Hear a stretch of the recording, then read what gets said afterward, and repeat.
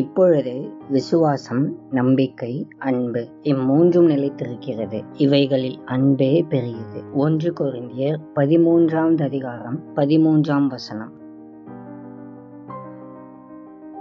வாழ்க்கை உறுதியற்றதாக உணரப்படும் நேரங்களில் விசுவாசம் நம்மை நிலைத்திருக்க செய்கிறது.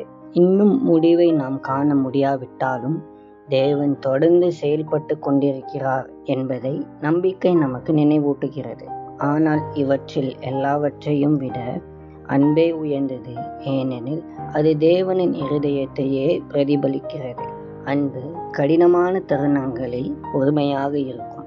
விலகி செல்லுவது எளிதாக இருக்கும் போது கூட கனிவாக நடக்கும். காயத்தை பிடித்து கொண்டு இருப்பது நியாயமானதாக தோன்றும் போதும் மன்னிக்க தெரியும். விசுவாசம் இன்றைய நாளை கடக்க நம்மை தாங்கலாம்.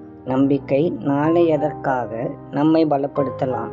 ஆனால் நாம் சந்திக்கும் ஒவ்வொருவரின் வாழ்க்கையிலும் நிலைத்த தாக்கத்தை ஏற்படுத்துவது அன்பே. அன்பின் ஆண்டவரே, உமக்கு ஸ்தோத்திரம். கர்த்தாவே, இந்த நல்ல நாளுக்காக உமக்கு நன்றி.